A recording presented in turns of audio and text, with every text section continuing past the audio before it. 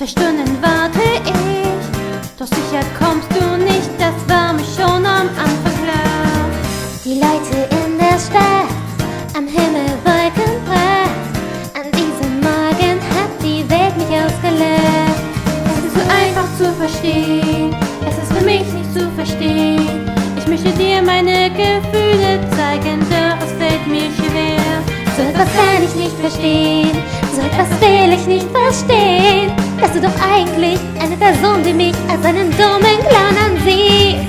Ah, ich dreh mich, bis mich so daran zerbricht. Ah, ich erstick, krieg keine Luft. Ja, das hier ist mein Schicksal, wenn du es öfter nicht.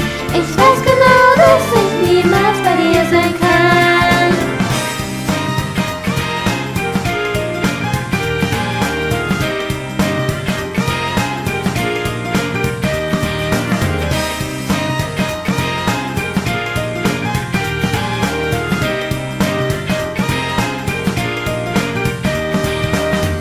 Und doch dreht sich die Welt, als ob sie gar nicht zählt.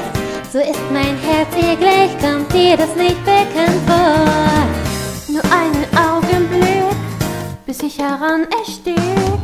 Ich schweige vor mich hin und warte weiter auf dich. Es könnte nur ein Unfall sein, es wäre pures Glück allein. Ich wusste ganz genau, es wäre besser, nicht bei dir zu sein.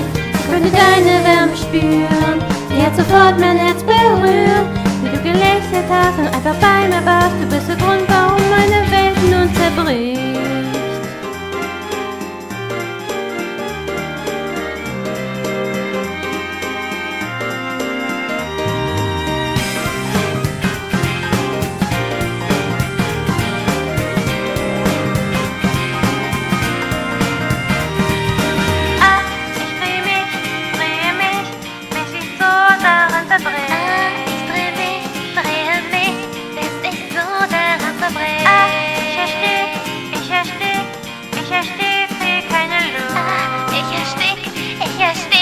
Ich erstick, es ist vorbei. Ah, nur für dich, ändere ich mich ab. Aber ich hab einfach Angst.